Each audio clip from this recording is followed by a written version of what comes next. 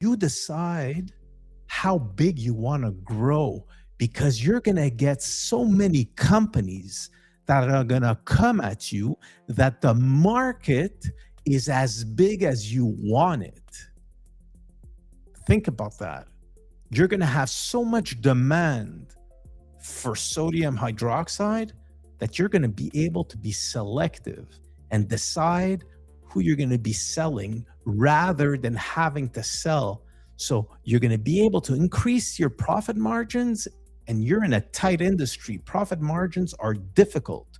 So in terms of the market, that's great. And the benefits, increasing our profit margins in a tightening economy is never a bad thing. And I think that as a manufacturer, to know that you are less dependent on advertising, think about how that's going to mold that product line.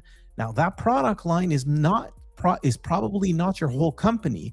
If you're manufacturing sodium hydroxide, you're probably doing other chemicals.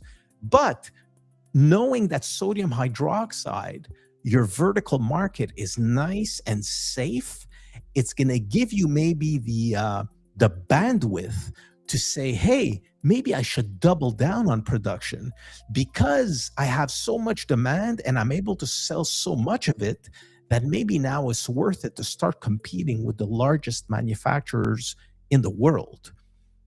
So that's going to be a benefit. And obviously the cost, I mean, when you buy a domain name, I know it's not traditional for manufacturers of chemicals to buy domain names, but go and do some research and search premium domain names history and go look at the trend. Large companies have been buying these domain names for decades, okay? And they've been piling them up for defensive reasons to protect their companies against companies that are going to be coming out and that are going to want to compete with the larger players for a cost at a fraction of a cost.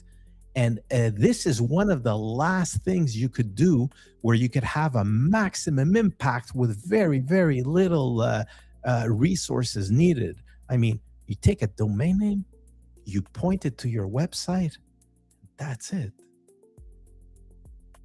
Do you have anything in your business that's as simple as that? You should be asking that question. Now, in terms of considerations, listen, the considerations are very, very little because, to be honest with you, who's going to buy sodium hydroxide? You could be a distributor in North America of sodium hydroxide.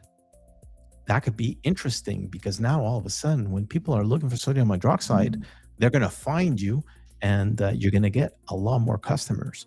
So that's for distributors of sodium hydroxide in small sizes. It's very competitive. Your prices are low. If you want an influx of customers and start increasing your sale price and trying to get it a little bit more profitable, because it's a cutthroat industry that you guys are in. It's very difficult and it's a lot of work of a corrosive material and it requires heavy investments. So, getting a domain like this is such a differentiator. I mean, to differentiate yourself. So that's on the distributor side.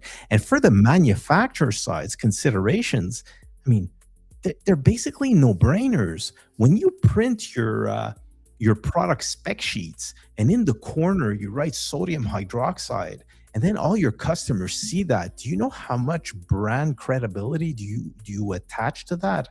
And when you start contacting distributors of your other chemicals that you're manufacturing and you put that new product line and you submit a spec sheet and you have that in the corner, it's going to bring you a lot of credibility and brand awareness. And, in a world right now where things like this are needed by companies, it's a consideration. So what I would do, my plan, if you're a distributor, don't think about it.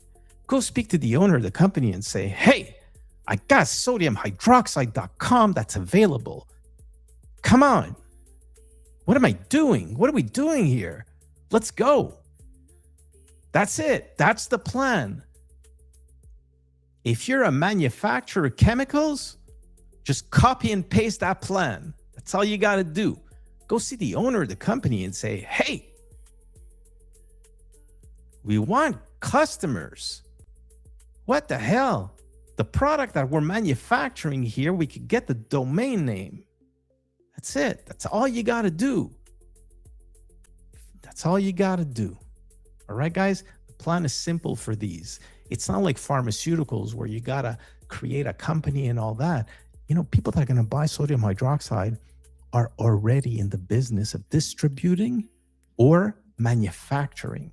And for both of you, these opportunities will not happen again, because once you own sodium hydroxide, guess what?